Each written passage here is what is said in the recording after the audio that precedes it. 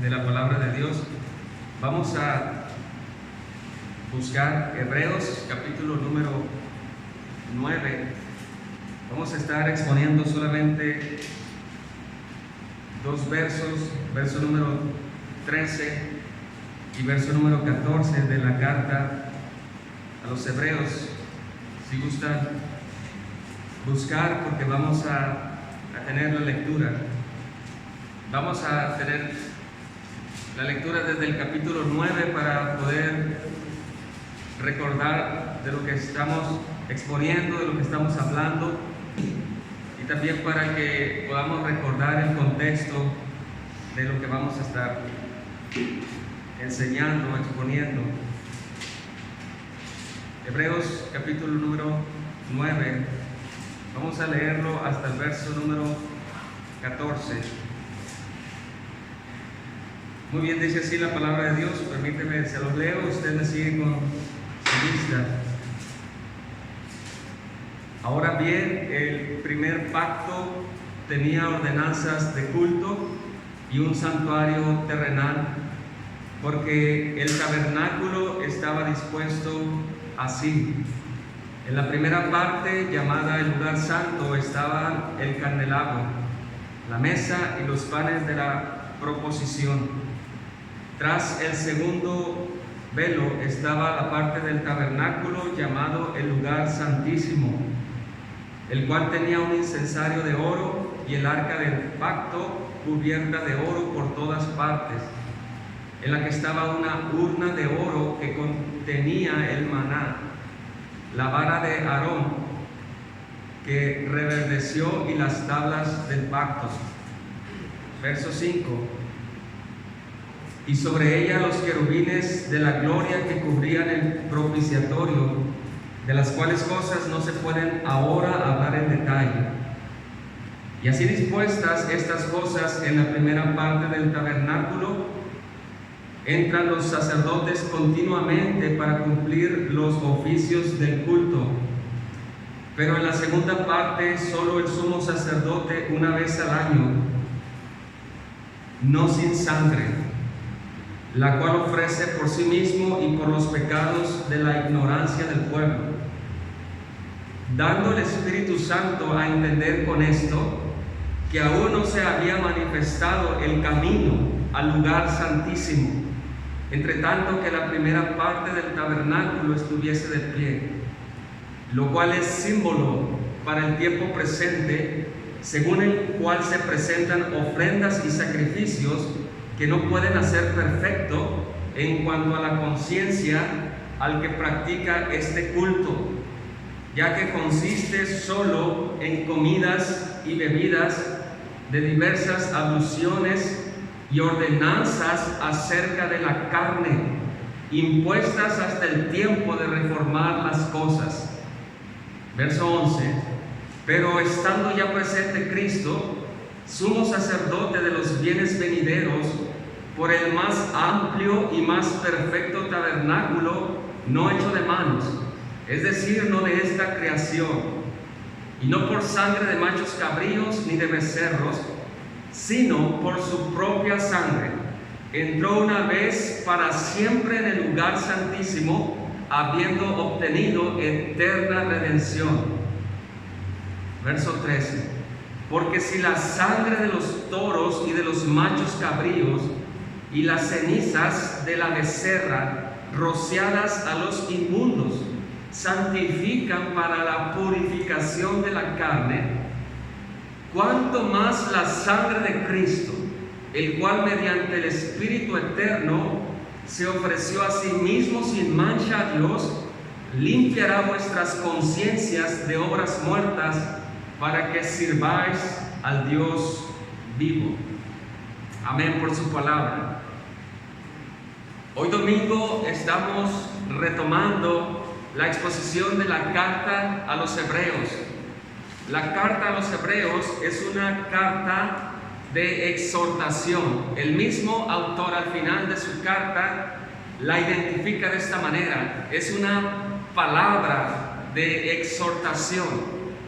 Muchos de los judíos cristianos estaban regresando por presiones, por persecuciones o por engaño, estaban queriendo regresar al sistema del antiguo pacto. Estaban queriendo regresar a los sacrificios que todavía se estaban llevando en aquella época. Pero el escritor está exhortando y está animando a los verdaderos creyentes de una manera especial. Su exhorto es utilizando la supremacía de Cristo. Fuera de eso, no hay quien pueda motivar al pueblo de Dios, sino solo la obra y la vida del Señor Jesucristo. Así que, hermanos, la carta a los Hebreos es una carta para darnos ánimo para seguir adelante. Es una palabra de exhortación. Esa es la carta. Hoy estamos estudiando o estamos desarrollando el tema de Cristo, mediador de un nuevo pacto. Desde el capítulo 8 hasta el capítulo número 10, el escritor está desarrollando ampliamente este gran tema, o este tema central de la carta de los Hebreos es Cristo, el mediador de un mejor pacto, establecido sobre mejores promesas. Así que esto, lo que vamos a estar hablando, es parte del tema Cristo, mediador de un nuevo pacto. Así que, hermanos, esta exposición o el escritor de los Hebreos está interesado en estar recordando a los que están leyendo su carta que el nuevo pacto fue anunciado desde el antiguo pacto, no solamente como una promesa, sino también por boca de los profetas que anunciaban la venida del Señor Jesucristo. Además, hermanos, hemos estado viendo de manera breve la función o una de las funciones principales del antiguo pacto, porque en la carta a los Hebreos se habla de un antiguo pacto y se habla de un nuevo pacto. Y es importante nosotros entender la función o las funciones del antiguo pacto, que hablaban de la promesa del nuevo pacto establecido con la muerte del Señor Jesucristo. Una de las funciones principales es esa: preservar la promesa del Mesías o la promesa del nuevo pacto. También fue preservar la descendencia física de ese Mesías, del Señor Jesucristo, quien establecería el nuevo pacto. Recuerden las palabras del Señor Jesús en el aposento: esta es mi sangre del nuevo pacto que por vosotros será derramada para perdón de sus pecados. Además, hermanos, el antiguo pacto sirvió porque nos enseñó, o como dicen los teólogos, apuntaba tipológicamente a Cristo. Todo el antiguo pacto habla de la promesa, quien es Cristo.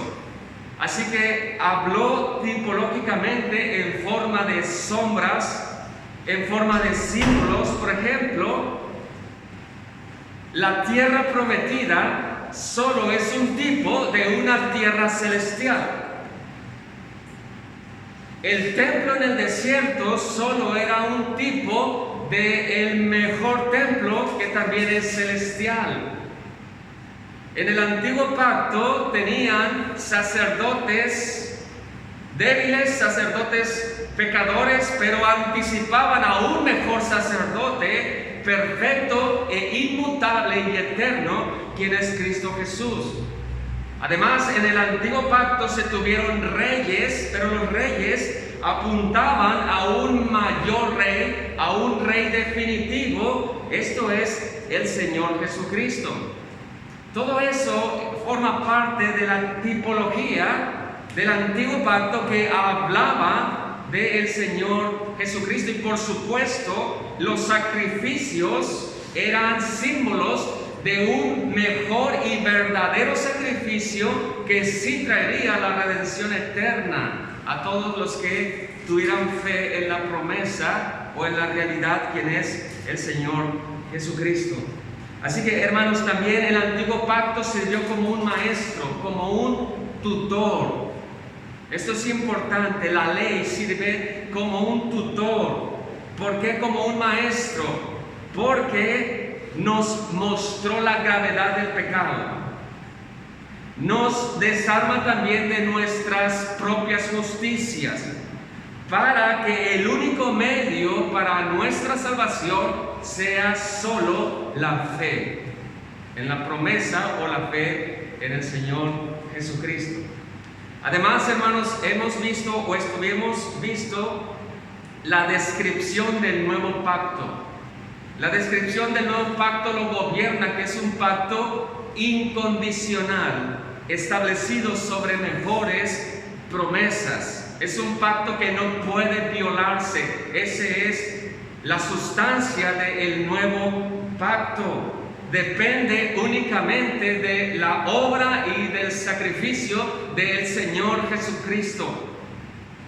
El nuevo pacto podemos decir que es un pacto unilateral, donde no interviene el hombre, sino solo interviene Dios. Pondré mis leyes en sus corazones y las escribiré en sus corazones, y seré a ellos por Dios y ellos serán a mí por pueblo. Es unilateral el nuevo pacto. El nuevo pacto es distinto al antiguo pacto, porque el antiguo pacto más bien era condicional. Acuérdense que el nuevo pacto, el antiguo, es visto también como un maestro. Además, hermanos, estuvimos viendo que Cristo es el verdadero reformador de todas las cosas. Y estamos hablando de reformador del templo, reformador del sacerdocio, reformador del sacrificio, porque cuando Cristo vino, dice el verso número 10 del capítulo 9, impuestas hasta el tiempo de reformar las cosas. Así que cuando el Señor Jesucristo viene, Él viene a enderezar todas las cosas, a enderezar o darle sentido verdadero, sentido real a el sacrificio del día de la gran expiación. Él viene a enderezar lo que estaba torcido. Él viene a enderezar lo ineficiente. Él viene a darle sentido al verdadero sacerdocio, al verdadero sacrificio. Así que Él viene a ser eficiente lo que en el antiguo pacto era deficiente. Él vino a enderezar lo torcido. Por eso, estando ya en Cristo, los símbolos, las sombras, los tipos han quedado en el pasado, cumplieron sus propósitos, ya los hemos mencionado, cumplieron sus propósitos, pero estando ya presente Cristo, la realidad ha sido develada en Cristo. Así que, hermanos, todas las sombras, las ceremonias, todo lo que hemos estado recordando brevemente, quedaron ahora en el pasado. Cristo vino también a reformar nuestras vidas. Él es el verdadero reformador. Él es el que transforma nuestras vidas. Este domingo vamos a continuar con la segunda parte, Cristo el verdadero reformador. Vamos a estar exponiendo solamente dos versos, verso 13, verso número 14. Tenemos un objetivo, hermanos, y es bien importante recordarlo. El objetivo de esta exposición es conocer el poder de la sangre de Jesús. Ese es el objetivo. ¿Por qué la sangre de Jesús es poderosa? En nuestros días, tomamos las palabras o tomamos el nombre de Dios en vano. Por cualquier cosa hemos escuchado, más en la comunidad religiosa, escuchamos que la sangre de Jesús te proteja este día, o que la sangre de Jesús esté contigo. O escuchamos cuando sucede algo extraordinario, repentino en nuestra vida, decimos, por la sangre de Jesús. Pero muchas veces decimos esta frase y ni siquiera entendemos su significado. Y tomamos el nombre de Dios a la ligera, tomamos el nombre de Dios en vano. El objetivo pues de esta exposición es realmente qué significa bíblicamente las palabras la sangre de Jesús. Si usted se dio cuenta, desde el verso 11 hasta el verso número 14, solamente en esos versos se repite 4 veces la palabra sangre. 4 veces.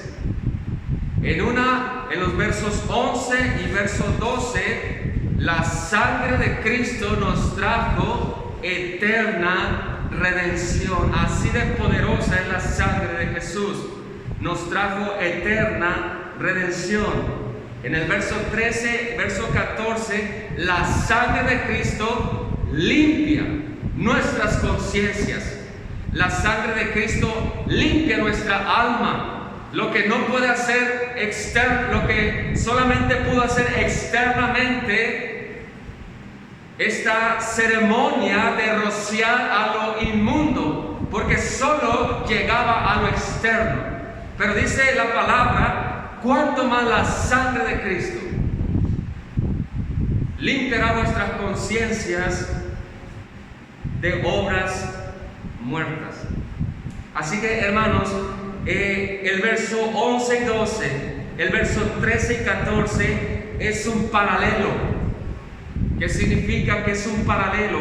Que el escritor a los hebreos, que la palabra de Dios inspirada quiere recalcar en 4 versos, quiere recalcar la importancia de la sangre de Jesús. Por un lado trae eterna redención y por otro lado trae limpieza interna. Un buen maestro, un buen predicador, en este caso el escritor a los hebreos, repite en solamente 4 versos la misma verdad por la importancia que trae o el sentido que quiere darle. Recuerde, hermanos, que el templo, el sacerdocio, los sacerdotes, las ceremonias, los rituales tuvieron su valor y su propósito hasta el gran día, hasta el tiempo de la manifestación del Señor Jesucristo, quien reformaría todas las cosas. Lo ineficiente de las ceremonias, lo ineficiente de los sacrificios, lo ineficiente de los sacerdotes, en Cristo ahora sería suficiente, porque Él vendría a darle un sentido correcto y un sentido verdadero y real. Así que hoy queremos exponer el sentido bíblico de la palabra la sangre de Jesús. Hay himnos serios sobre la sangre de Cristo. Hay cánticos modernos no serios sobre la sangre de Jesús. Todo tiene que ver el sentido bíblico. Así que, hermanos, en el verso 11, verso 12, el escritor menciona la sangre de los machos cabríos, la sangre de los becerros. Levítico 16.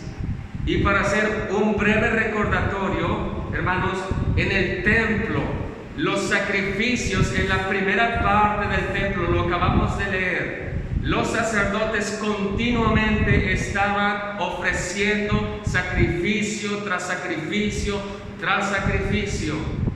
pero una vez al año el gran sumo sacerdote entraba al lugar santísimo, una sola vez, donde estaba el propiciatorio, donde estaban las tablas, el arca del pacto, los querubines que representaban la presencia de Dios, y el sacerdote pecador no podía entrar al lugar santísimo sin antes ofrecer sacrificio por sí mismo, porque si entraba al lugar santísimo iba a morir por causa del pecado.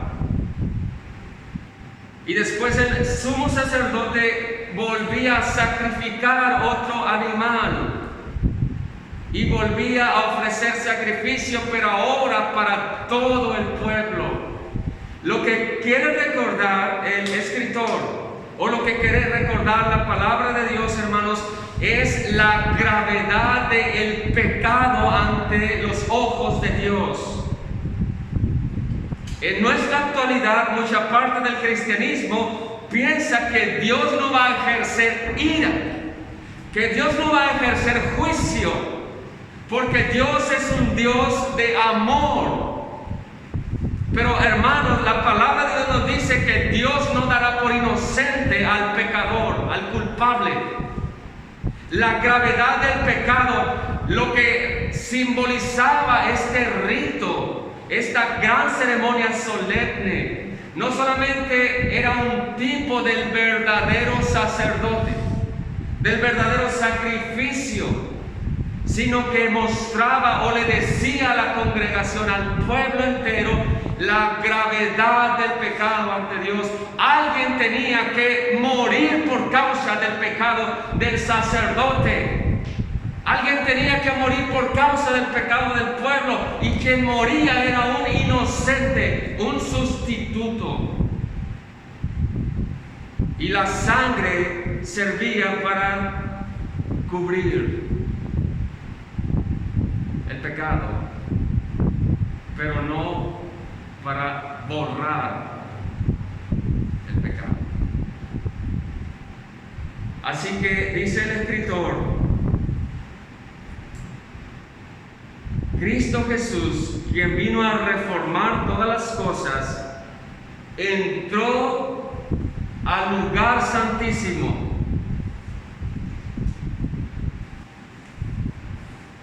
habiendo obtenido eterna redención. La sangre de Cristo trajo eterna redención. Dice Hebreos 12, y no por sangre de machos cabríos ni de becerros, sino por su propia sangre. Entró una vez y para siempre al lugar santísimo, habiéndote dado eterna redención. ¿Cómo vas a renunciar a la fe del Señor Jesús y vas a volver a los sacrificios año con año que no alcanzan eterna redención? Y no pueden limpiar nuestras conciencias al que practica ese culto.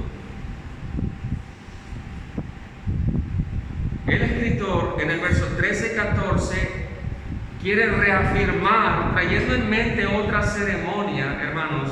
Dice, verso 13, porque si la sangre de los toros y de los machos cabríos, el día de la gran expiación, y dice adelante, y las cenizas de la becerra, rociadas a los inmundos, santifican para la purificación de la carne. Vamos a leer Números 19 para recordar. Si gustan acompañarme a buscar brevemente, puesto que el escritor de los Hebreos, hermanos, o esta parte de la palabra de Dios, su objetivo no es explicar con detalle esta ley o este rito. Igual nosotros no lo vamos a hacer, pero preste atención, por favor, a Números 19, que nos habla del rito de la purificación con agua mezclada con las cenizas de una becerra alazana. Este rito servía como un símbolo de purificación al que se contaminaba con los cadáveres. Dice el verso número 1 de Números 19: Jehová habló a Moisés y a Aarón diciendo: esta es la ordenanza de la ley que Jehová ha prescrito, diciendo: di a los hijos de Israel que traigan una vaca alazana perfecta, en la cual no haya falta, sobre la cual no se haya puesto yugo, y la daréis a Eleazar el sacerdote, y él la sacará fuera del campamento y la hará degollar en su presencia. Y Eleazar el sacerdote tomará de la sangre con su dedo y rociará hacia la parte delantera del tabernáculo de reunión con la sangre de ella 7 veces. Y hará quemar la vaca ante sus ojos, su cuero, su carne y su sangre, con su estiércol hará quemar. Luego tomará el sacerdote madera de cedro e hisopo y escarlata, y lo echará en medio del fuego en que arde la vaca. El sacerdote lavará luego sus vestidos, lavará también su cuerpo con agua, y después entrará en el campamento, y será inmundo el sacerdote hasta la noche. Asimismo, el que quemó lavará sus vestidos en agua, también lavará en agua su cuerpo, y será inmundo hasta la noche. Y un hombre limpio recogerá las cenizas de la vaca y la pondrá fuera del campamento en lugar limpio, y las guardará la congregación de los hijos de Israel para el agua de purificación. Es una expiación. Y el que recogió las cenizas de la vaca lavará sus vestidos y será inmundo hasta la noche, y será estatuto perpetuo para los hijos de Israel y para el extranjero que mora entre ellos. A continuación, hermanos, vamos a ver, ya vimos la preparación, ahora vamos a ver los diferentes contextos que se utilizará el agua de la purificación. Dice el verso 11: el que tocare cadáver de cualquier persona será inmundo 7 días. Al tercer día se purificará con aquella agua. Números 19:11.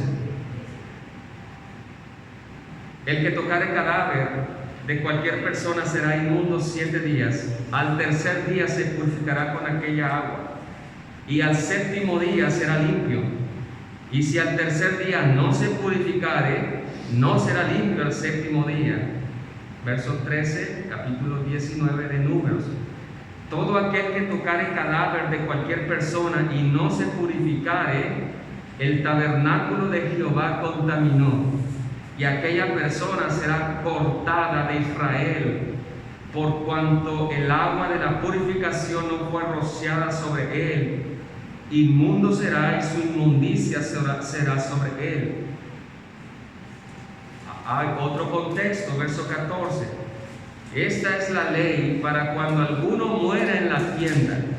Cualquiera que entre en la tienda y todo el que esté en ella será inmundo 7 días. Y toda vasija abierta cuya tapa no esté bien ajustada será inmunda. Y cualquiera que tocare algún muerto, es otro contexto, y cualquiera que tocare algún muerto a espada sobre la faz del campo, o algún cadáver, o hueso humano, o sepulcro, 7 días será inmundo. Y para el inmundo tomarán de la ceniza de la vaca quemada de la expiación, y echarán sobre ella agua corriente en un recipiente. Y un hombre limpio tomará hisopo, y lo mojará en agua, y rociará sobre la tienda, sobre todos los muebles, sobre las personas que allí estuvieren, y sobre aquel que hubiere tocado el hueso, o el asesinado, o el muerto, o el sepulcro. Y el limpio rociará sobre el inmundo al tercero y al séptimo día, y cuando lo haya purificado al séptimo día, él lavará luego sus vestidos, y asimismo se lavará con agua y será limpio a la noche. Y el que fuere inmundo y no se purificare, hermanos, hay maldiciones Tal persona será cortada de entre la congregación por cuanto contaminó el tabernáculo de Jehová. No fue rociada sobre él el agua de la purificación, es inmundo. Le será estatuto perpetuo también el que rociare el agua de la purificación, lavará sus vestidos. Y el que tocare el agua de la purificación será inmundo hasta la noche. Y todo lo que el inmundo tocare será inmundo, y la persona que lo tocare será inmunda hasta la noche.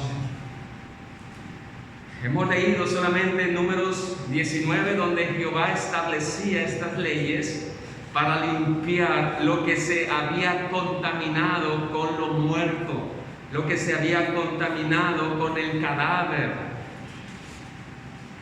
Había una transferencia de lo contaminado hacia quien tocaba lo contaminado, y para Dios era considerado sucio, inmundo, y tenían que ser rociados con el agua de la purificación.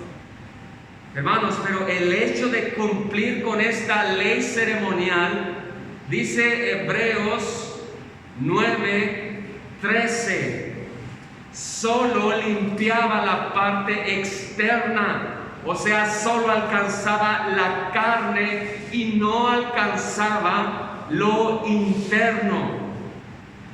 La sangre, las cenizas, el agua de la purificación era un ritual, era un símbolo que si no se hacía con fe no servía.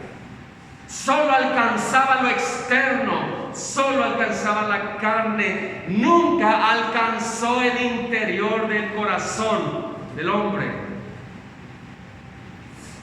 Todos los que eran rociados con esta mezcla de agua con cenizas fueron limpiados ante los ojos externos. Purificaba solo sus cuerpos, su interior, su conciencia, su alma quedaban sin ser afectadas por este rito.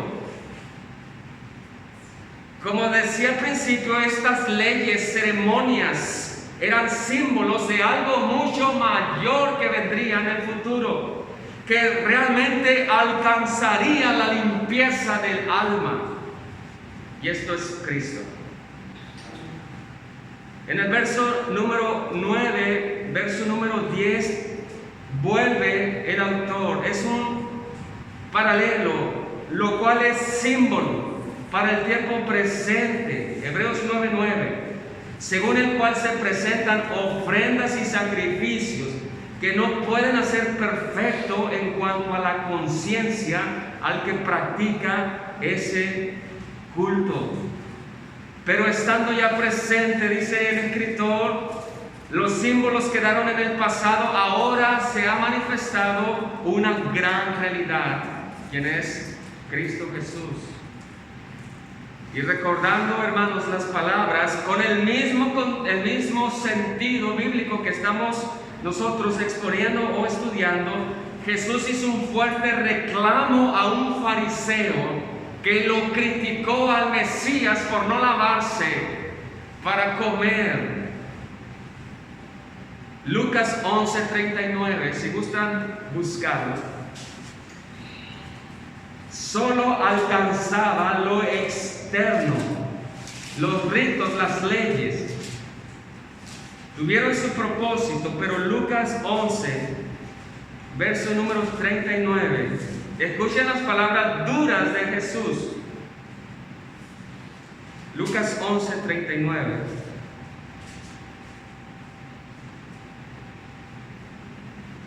Luego que hubo hablado, le rogó un fariseo que comiese con él.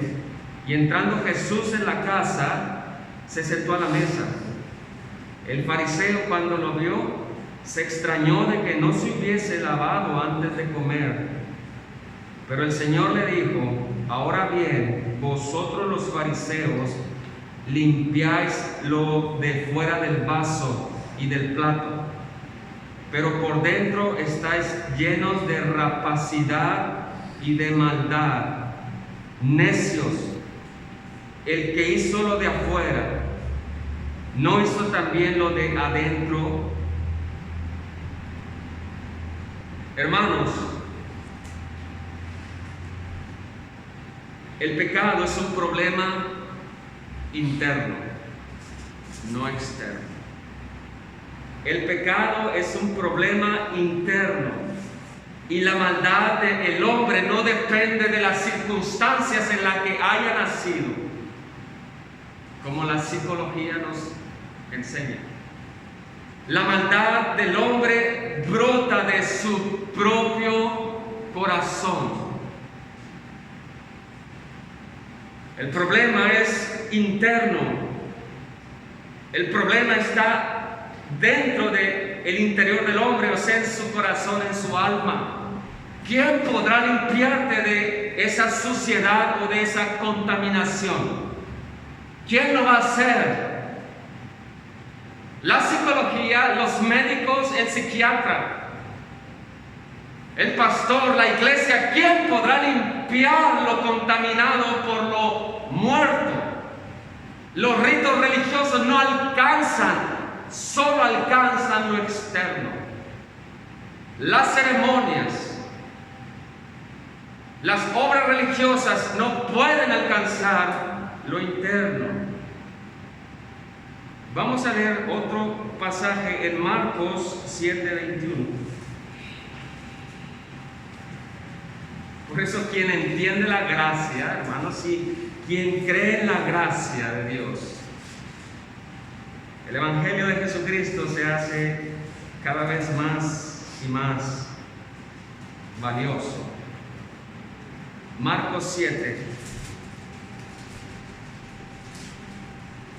Y otra vez es el mismo contexto. ¿Qué es lo que contamina al hombre? Otra vez es el diálogo con los fariseos.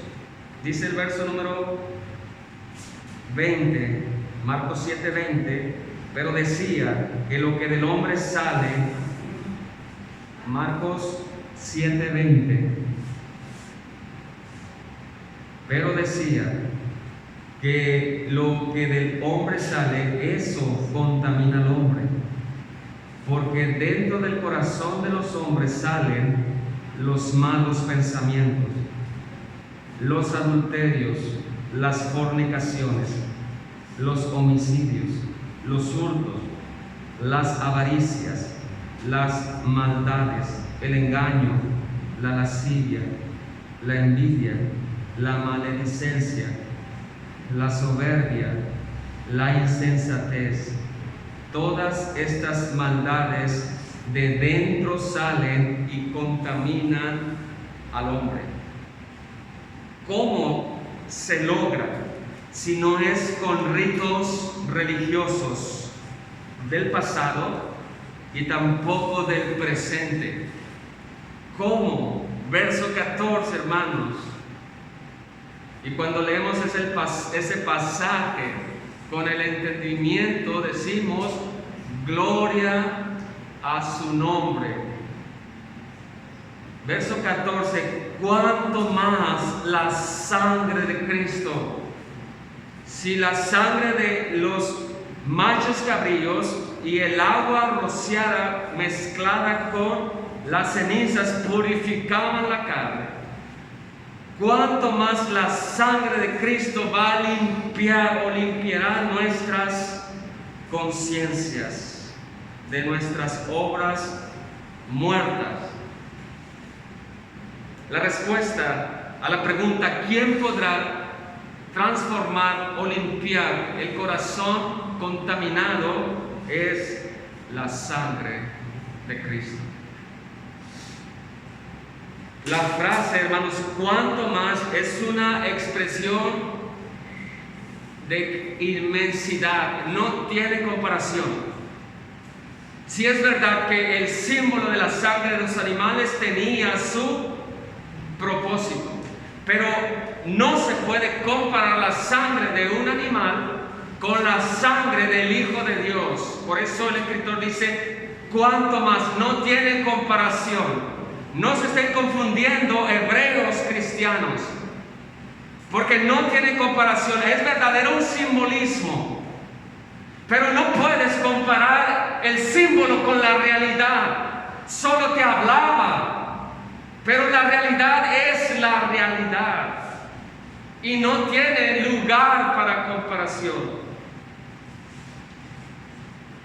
La sangre de los animales solo limpiaba lo externo. La sangre de Cristo limpia lo interno. Lo imposible para el hombre, para Dios le es posible. Hace mucho escuchaba a un predicador que contaba la historia de una señora, una hermana de la iglesia, que venía triste porque su hijo había vuelto otra vez a las drogas o al alcoholismo. Y la mamá le decía al pastor o al predicador, le decía: no entiendo, pastor, no entiendo, predicador, mi hijo había estado viniendo mucho tiempo aquí a la congregación, incluso se había bautizado, había tomado una decisión por Cristo, había repetido la oración del pecador. Y estoy triste porque estuvo limpio un tiempo, pero luego volvió otra vez a donde mismo. Y el predicador le decía: el problema que tiene su hijo no es algo externo, el problema que tiene su hijo es algo interno. Y lo único que puede limpiar el corazón de su hijo es la sangre de Jesús.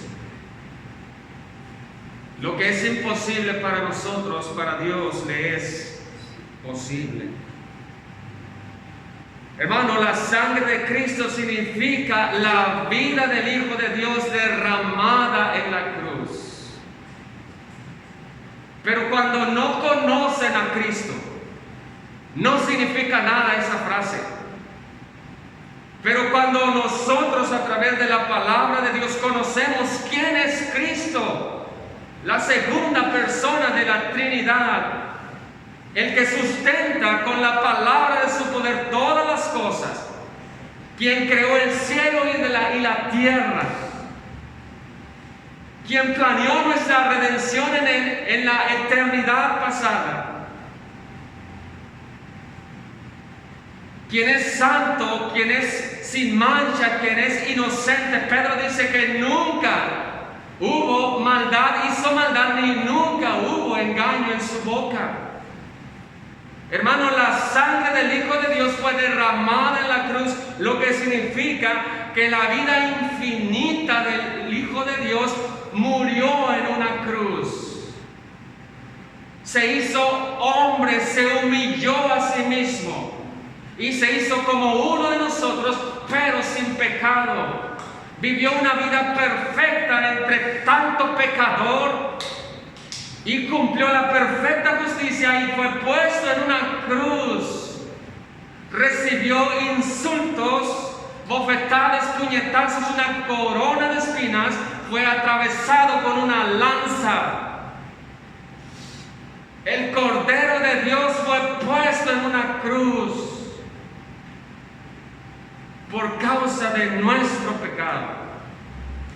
Él llevó nuestra maldición en la cruz. Él fue herido por Dios, abatido, dice Isaías. Él fue el siervo sufriente, el Hijo de Dios derramando su vida por viles pecadores que amaban su pecado y que estaban en contra de su ley. Y que como Adán y Eva, en igual de darle la gloria, le dieron la espalda al Creador. Por eso la sangre de Jesús es poderosa, porque Él es ahora nuestro gran sustituto. Él murió para darnos vida. La sangre de Jesús, dice un himno: ¿quién podrá limpiar y darnos un nuevo corazón? Solo de Jesús la sangre. La frase significa, pues, para ir finalizando, la vida del Altísimo derramándose gota a gota en esa cruz. cuánto más la sangre de el infinito Hijo de Dios borrará eternamente y para siempre nuestros pecados. Hermanos, la salvación es segura, la redención es segura, lo acabamos de leer, eterna redención. La salvación no depende de lo que tú estés haciendo, porque la perderíamos a la vuelta de la esquina. La salvación depende del nuevo pacto, depende de la sangre del nuevo pacto. Y para ir finalizando, dice, el cual mediante el Espíritu Eterno se ofreció sin mancha a Dios, limpiará vuestras conciencias de obras muertas para que sirváis al Dios vivo. ¿Por qué son obras muertas, hermanos? Porque el escritor, la palabra de Dios dice que nos va a limpiar de nuestras conciencias. No es que seamos conciencia, corazón, alma, no somos alma, somos parte interna y tenemos un conocimiento del pecado. Pero, ¿por qué son obras muertas? La respuesta es muy obvia, porque quien las hace está muerto en sus delitos y pecados. Sus obras no llevan fruto, o sea, sus obras son inservibles para Dios. Son como trapos de inmundicia. Y sus obras muertas conducen a la muerte. Romanos 6:3, las obras conducen a la muerte. Pero en Cristo tenemos ahora, dice la palabra, limpieza. Y es una limpieza, hermanos, profunda y definitiva. Nada que hoy estoy limpio ante Dios y mañana estoy sucio, hablando judicialmente. Es una limpieza eternamente y para siempre. No solamente es un rescate, sino es una limpieza definitiva. No tenemos que ir cada año y cada año y cada año como en el antiguo pacto. En Cristo es algo definitivo. Así que Cristo se ofreció a sí mismo, y es importantísimo, otra vez lo tenemos que recalcar, porque es la idea del texto. Otra vez dice el escritor, la palabra de Dios se ofreció a sí mismo sin mancha a Dios. Los sacerdotes del Antiguo Testamento cada año tenían que estarse limpiando, purificando. Ellos tenían pecado, ellos eran hombres pecadores, pero Cristo como sacerdote no tuvo que ofrecer sacrificio para entrar a la presencia de Dios. Por eso Cristo es mejor sacerdote, porque fue sin pecado. Esa afirmación es abismal. Para poder tener un mediador entre Dios y los hombres verdadero, tenía que ser sin pecado, semejante a nosotros, pero sin pecado. Que entendiera la necesidad de la necesidad de un mediador. Como decía ahorita, Pedro dice, nunca hizo maldad, ni se halló engaño en su boca. El sacerdote que necesita la gente es el sacerdote llamado Cristo, y no los sacerdotes terrenales, puesto que cada sacerdote terrenal es pecador y necesita de Cristo. Pero Cristo es el gran sumo sacerdote, limpio, perfecto, inmutable, poderoso, eterno. Para finalizar, hermanos, a diferencia de los corderos que no sabían del porqué de las cosas, hablando de los animalitos, Jesús como Cordero de Dios, hermanos, fue voluntariamente al sacrificio. Nadie me quita la vida, le dijo al discípulo. Yo la pongo mi vida por las ovejas y después tengo el poder para volverla a tomar. Así que Jesús como Cordero de Dios también fue un Cordero sin mancha, sin arruga, y fue con el conocimiento y sabiendo las consecuencias del sacrificio. Verdaderamente, hermanos, Él puso su vida por sus ovejas, verdaderamente, y lo hizo con un propósito, para servir al Dios vivo. Así que, ¿cuál sería nuestra aplicación? Hermanos, la aplicación es que la sangre de Jesús no solamente nos ha traído eterna redención. ¿Quién va a poder separarte del amor de Dios que es en Cristo Jesús? Y no es que uno diga, salvo soy y me vuelvo al pecado, al cabo ya soy salvo. Nada de eso. También nos ha dado un corazón nuevo para no andar pensando de esa manera. Nos ha dado un corazón para servirle. Hemos dejado de ser esclavos de ese pensamiento, de querer negociar con Dios, de querer engañar a Dios. Esos pensamientos han quedado en el pasado, han muerto en la cruz. Ahora nuestro corazón es servir en amor, en agradecimiento a quien que dio su vida por nosotros. Así que la aplicación es esa. La sangre de Jesús es poderosa también para limpiar nuestra parte interna. Cristo tomó el lugar tuyo, el lugar del pecador, y pagó el castigo que nos correspondía. Al derramar su sangre, nosotros decimos y confiamos, tenemos eterna redención. En el verso 15, que iniciaremos el próximo domingo, dice: así que, con esta verdad, el escritor inicia conclusiones del nuevo pacto.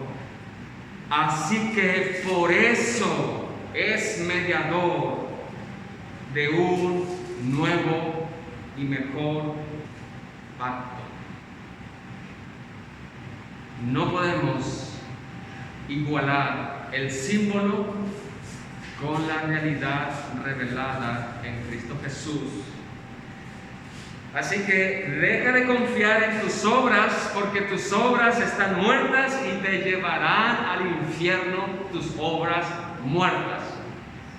Deja de confiar, arrepiéntete de tus pecados y confía solo en Jesús. Confía en su sangre que purifica el alma del pecador. Arrepiéntete de tus pecados, porque el día del juicio está cerca. Arrepiéntete y cree solo en Cristo. Nos ponemos de pie para finalizar con una oración.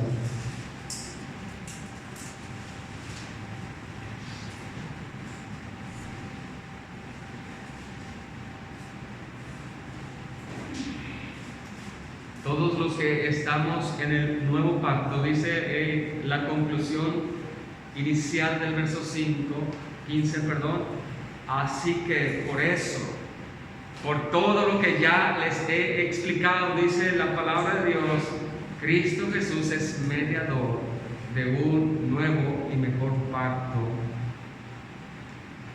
Y en el pacto nuevo estamos seguros. Nuestro Dios, en esta tarde queremos darte gracias por su palabra, que nos enseña, nos exhorta a darte gracias Porque lo que no pudo hacer los ritos religiosos, lo que no pudieron hacer nuestras justicias propias, la sangre de Cristo pudo limpiar nuestra alma.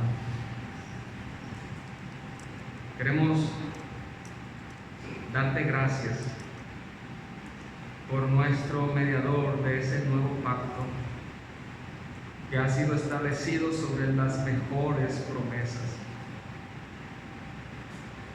Gracias, Señor, porque Jesús fue nuestro sustituto en esa cruz. Que esta palabra de exhortación nos aliente a seguir adelante a pesar de las dificultades. En Cristo Jesús. Amén.